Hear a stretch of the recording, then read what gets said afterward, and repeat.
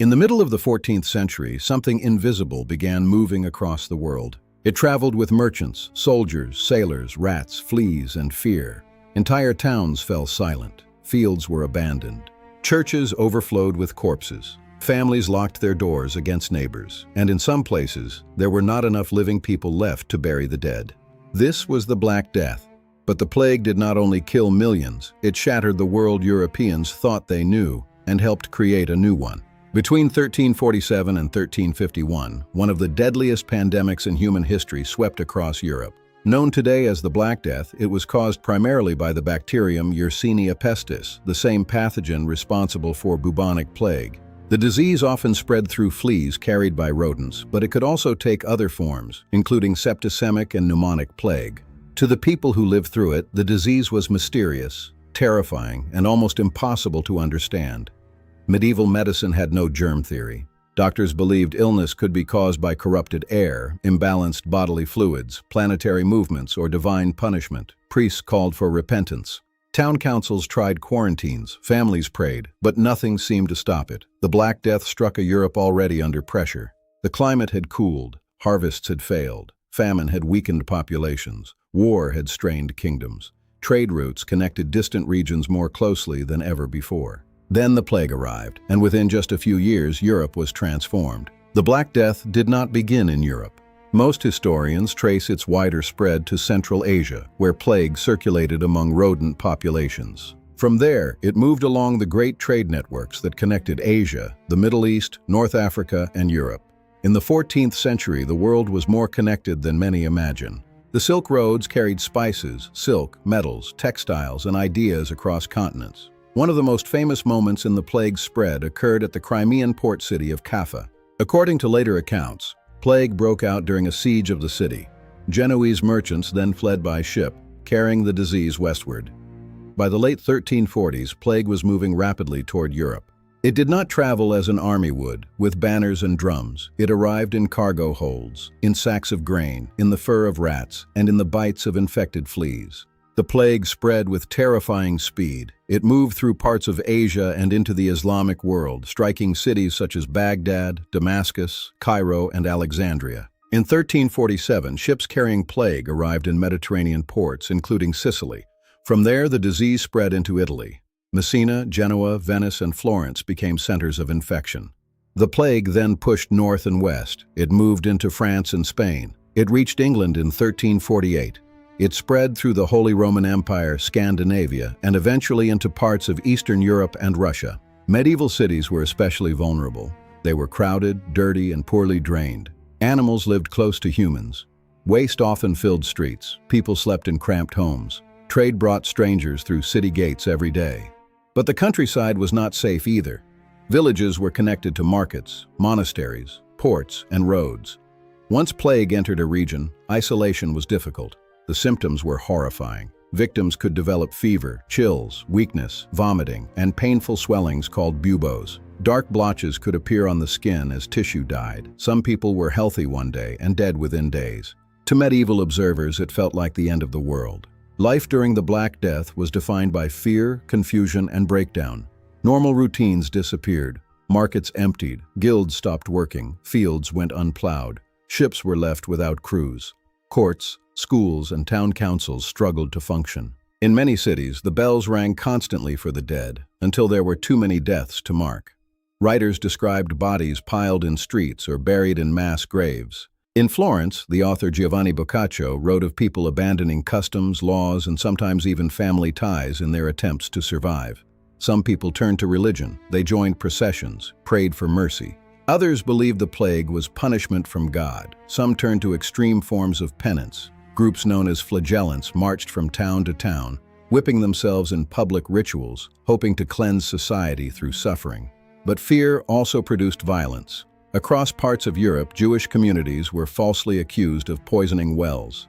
These accusations led to massacres, expulsions, and persecution.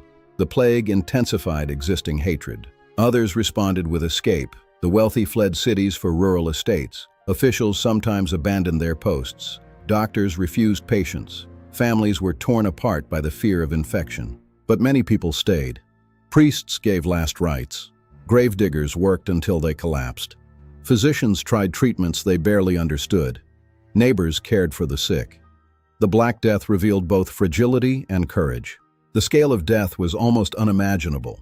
Across Europe, the Black Death may have killed between 1/3 and 1/2 of the population. In some cities, the percentage may have been even higher. Tens of millions died across Eurasia and North Africa. The numbers matter, but the deeper impact came from what those deaths did to society. Medieval Europe was built on labor. Peasants farmed the land, artisans produced goods, servants worked in households, clergy maintained religious life. When millions died, the entire system shook. Villages lost farmers, lords lost tenants, workshops lost apprentices, monasteries lost monks and nuns, families lost heirs, land went unused, wages rose, food production changed, survivors inherited property. Suddenly, ordinary workers had more bargaining power than before. This created panic among elites. Kings and nobles tried to freeze wages and force workers back into old obligations. In England, the Ordinance and Statute of Labourers attempted to restrict movement.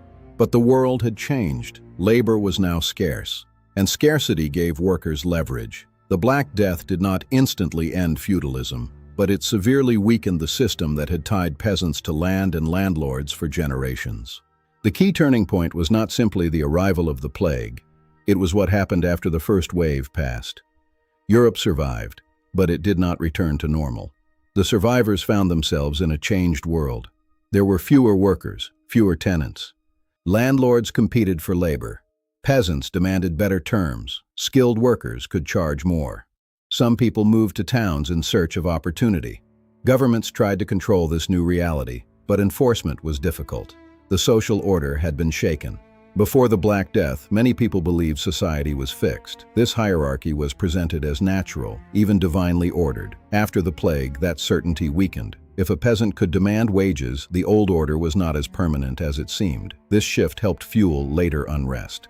The Black Death transformed Europe in ways that lasted for centuries. Economically, it accelerated the decline of serfdom in Western Europe. Many peasants negotiated better conditions. Agriculture changed as land once used for grain was converted to pasture for sheep. This expanded the wool trade. Urban economies also shifted. Guilds lost members, but surviving artisans sometimes gained higher wages. Women in some towns entered trades or managed businesses, especially when male relatives had died, though many of these gains were later restricted. Politically, the plague weakened confidence in rulers. Medieval governments had limited ability to protect people. Still, the crisis encouraged new forms of state action. Cities began to think more seriously about disease control, sanitation, and isolation. Later public health systems developed from these responses. Religiously, the plague created deep spiritual anxiety.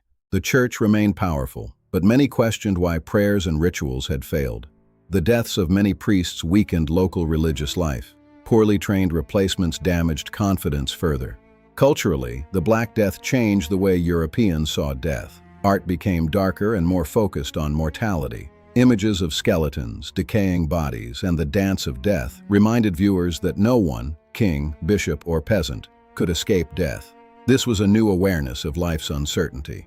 The Black Death did not directly cause the Renaissance, the Reformation, capitalism, or the modern state. History is rarely that simple, but it helped create conditions in which those later transformations became possible. By weakening feudal systems, it changed the balance of power. By damaging confidence in institutions, it encouraged questioning. By forcing governments to respond to disease, it helped shape early public health policies. By concentrating wealth among survivors, it altered patterns of consumption and social mobility. The Black Death cracked open the medieval world, and through those cracks, new forces began to emerge. The Black Death was one of the darkest chapters in human history. It killed on a scale that is still difficult to comprehend. It emptied villages, devastated cities, destroyed families. But its legacy was not only death. The plague transformed labor, challenged authority, and forced societies to rethink survival. It showed that disease could reorder civilization itself.